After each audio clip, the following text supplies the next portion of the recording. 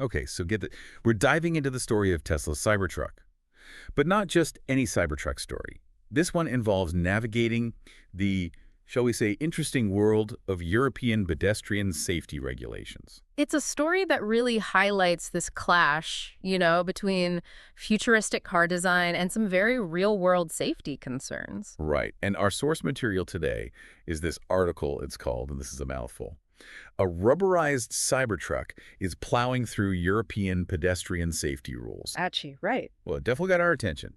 So picture this Cybertruck with its, let's just say, unique angular design, cruising down those charming European streets known for, well, pedestrians. Yeah, streets that were probably designed, centuries before anyone even dreamed up a vehicle like the Cybertruck. Exactly. It's a bit of a head-scratcher. Uh, So to understand why this is such a big deal, we need to talk about Euro NCAP. You familiar with them? oh, absolutely. Euro NCAP, or the European New Car Assessment Program, they're basically the gold standard when it comes to vehicle safety testing, at least in Europe. Okay, so they're the ones who determine if a car is safe or not. Kind of. I mean, they crash test these vehicles in all sorts of crazy scenarios, way more intense than anything you'd see in a typical car commercial. And they rate them based on how well they protect passengers, pedestrians, even cyclists these days. So it's not just about keeping the people inside the car safe. It's about everyone on the road. Precisely. And here's the thing. A bad rating from Euro NCAP, it can be a deal breaker for a lot of car buyers, even if it's not technically illegal to sell a car with a low rating. So it's like a consumer report card for car safety. Exactly. And a good rating, it shows that a manufacturer is serious about safety, that they're willing to go the extra mile or kilometer, as they say in Europe. So knowing that, you'd think a vehicle as, shall we say, unconventionally designed as the Cybertruck would have a tough time in Europe, right? You'd think so, wouldn't you? I mean, it's not exactly known for its soft, rounded edges. Right. And yet, here we are, the article we're looking at, it talks about a Cybertruck that's actually on the roads in the Czech Republic. Yeah, it's not some kind of underground, off-the-books thing either. This Cybertruck, as far as anyone can tell, it's registered and street legal, at least in the Czech Republic. But how? How does a vehicle like that even begin to meet European safety standards? Yeah. The article mentions something about rubber pads. Yeah, ultra-narrow rubber slats, they called them. Apparently, they're attached to the Cybertruck's, shall we say, more prominent edges. So they basically slap some rubber on it and call it a day. Well, it sounds a bit more involved than that, but the article did make it sound a bit like a Band-Aid solution to a much larger problem. A problem that even James May, from Top Gear, he even weighed in on it. He basically said he wouldn't want to be hit by a Cybertruck. And let's be honest, the man knows a thing or two about cars. And yeah, his comment, it might have been tongue-in-cheek, but it really underscores a serious concern. I mean, the Cybertruck, with its flat front and those angular, protruding features, it's not exactly designed with pedestrian safety in mind. It's a scary thought, honestly. So we got this visual clash, the safety concerns, but the article also dives into some let's call them regulatory complexities when it comes to the Cybertruck's weight and how it's being classified. Ah, yes, the weight issue.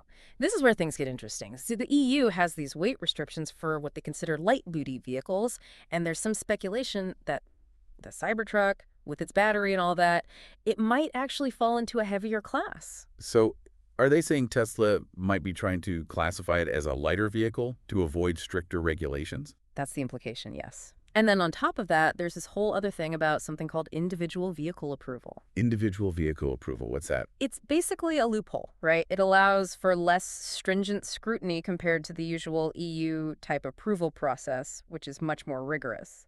So one Cybertruck gets through on a loophole.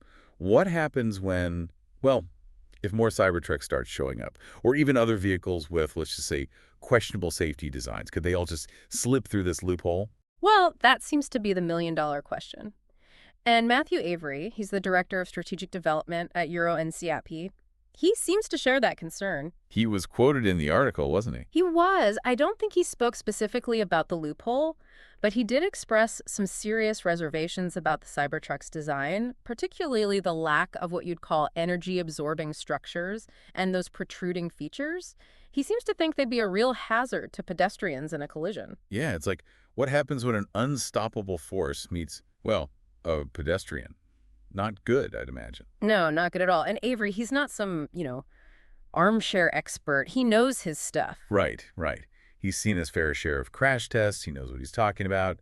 It's kind of Yeah. unsettling, isn't it? The idea that a vehicle could be deemed roadworthy, even street legal, but maybe not really meet the same safety standards as other cars. Like, what does that even mean for the future of, well, car design? Yeah, it makes you think, are we going to see more of this? More cars that look like they belong in a video game than on actual roads? And what does that mean for pedestrian safety? If this Cybertruck thing is any indication, it could get interesting. Hmm. Interesting. Might be an understatement. It's a bit alarming, honestly. But what's also interesting is that Tesla's being awfully quiet about this whole thing. Like, the article mentioned they didn't even respond to requests for comment. Yeah, and when a company like Tesla goes silent, it usually means they're either scrambling for answers or hoping nobody notices. Either way, it definitely raises more questions than it answers. Right.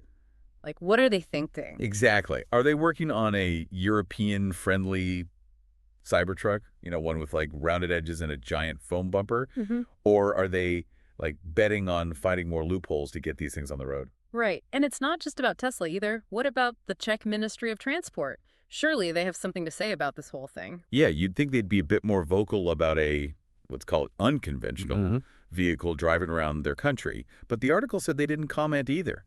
It's like everyone's just tiptoeing around the Cybertruck in the room. Maybe they're just as baffled as everyone else. But seriously, it makes you wonder about the regulations themselves. Are they equipped to deal with this kind of thing? Because this feels different. This feels like we're seeing a fundamental shift in how cars are designed, and maybe the rules haven't quite caught up yet. It's true. It's like trying to fit a square peg into a round hole. The old rules just don't quite apply the same way when you're dealing with vehicles that look like they time traveled from the future. Exactly. And it's not just the look, right? It's the technology, the size, the whole package. It challenges everything we thought we knew about cars. And maybe, just maybe, it's a sign of things to come. Okay, so we've got a lot to unpack here. We've got safety concerns, regulatory confusion, and a healthy dose of what the heck is going on. And don't forget the silence, that deafening silence from the folks who probably have the most to say about all of this. Right. So where do we go from here? Well, I think it's time to talk about Euro NCAP again, because they're kind of a big deal in this story, even if they haven't actually crash tested a Cybertruck yet. Yeah, they haven't smashed one up yet, but that doesn't mean they're ignoring it. Because if they're concerned, then everyone should be concerned, right? Exactly. When Euro NCAP talks, people listen, especially car manufacturers. So even though they haven't done a full-blown crash test, Matthew Avery, remember him? The Euro NCAP expert. That's the one. Yeah. Well, he's already expressed some serious concerns about the Cybertruck's design, specifically how it might interact with pedestrians in a crash. Which is, let's face it, a pretty important thing to consider, especially in Europe, where pedestrian safety is such a priority. Absolutely. It's like Avery saying, hey, we haven't crashed it yet, but based on what we're seeing, we're already worried. And that's not something you want to hear from the guys who specialize in crashing cars for a living. Okay, that's a good point. If they're worried, we should probably be paying attention. So what exactly has Avery so concerned? I mean, beyond the obvious, like it looks like a stealth fighter jet on wheels. What is it about the Cybertruck's design that has Euro NCAP on edge? Well, a lot of it comes down to the lack of what we talked about earlier, those crumple zones. Those areas in a traditional car's design that are meant to absorb impact in a crash. Right, like the hood of the car. It's designed to crumple so the passengers don't. Exactly. But the Cybertruck, with its angular, rigid design, not so much. It's like the designers forgot to factor in the whole crashing into things aspect of driving. And you know what else is interesting? The article also mentioned that the Cybertruck's size might be a problem, especially in Europe. Oh, yeah, that's another thing. It's huge. I mean, have you seen pictures of this thing? It makes a Hummer look like a compact car. I know, right? And Europe, well, it's not exactly known for its wide open spaces and oversized parking spots. No, those charming European streets we talked about earlier, not exactly designed with Cybertrucks in mind. So not only is it potentially dangerous for pedestrians, it might not even fit down most European roads. It's a recipe for disaster, or at least a whole lot of traffic jams and frustrated drivers. It's kind of like, it feels like we're headed towards this weird future where, I don't know, practicality takes a back seat to just, like, sheer coolness factor. Well, and that's the thing, isn't it? We're so obsessed with the new and the shiny that sometimes we forget to ask the hard questions like, hey, is this thing even going to fit in my garage? Or, is it going to mow down my prize-winning petunias every time I pull into the driveway? Okay, but in all seriousness, though, this whole Cybertruck situation, it does raise some bigger questions about where we're headed with all of this. Yeah. Like, are we going to reach a point where safety regulations are basically playing catch up with whatever crazy designs the car companies come up with next? Yeah, and how do you even begin to regulate that? It's like, do we need a whole new set of rules for every new type of vehicle that hits the market? And what happens in the meantime, while we're figuring all of this out? It's a good question. And it's not just about the regulations, right? I mean, the article also touched on the whole infrastructure thing. Like, our roads, our cities, are they even ready for a world where cars look like they belong in a science fiction movie? Exactly. Imagine trying to parallel park a Cybertruck on a narrow street in Rome. Or trying to navigate one of those, like, tiny roundabout things they have in Europe. It'd be chaos. Talk about a tight squeeze. And forget about trying to find a charging station for one of these things. It's like, are we going to need to start building, like, Cybertruck-specific charging stations now? Right. I mean, have you seen the size of the charging port on that thing? It's like trying to plug in a refrigerator. So, okay, we've talked about safety, we've talked about regulations, infrastructure. What about the human element in all of this? Oh, right. Because at the end of the day, this isn't just about cars, right? It's about people. It's about pedestrians, cyclists, everyone who uses the road. Exactly. And it's about making sure that everyone feels safe, regardless of what kind of vehicle they're in, or even if they're not in a vehicle at all. Absolutely. And I think that's something that sometimes gets lost in all the excitement over new technology and futuristic designs. We forget that at its core, transportation is about people. It's about connecting with each other, with our communities, with the world around us. Well said. And I think that's a good note to, to bring this deep dive to a close. It's been, it's been an interesting ride, to say the least. It has. We've covered a lot of ground, from pedestrian safety to regulatory loopholes to the future of car design. And I think if there's one thing we can all agree on, it's that the road ahead is going to be anything but boring. No kidding. But hey, that's the future for you, right? Always keeping us on our toes.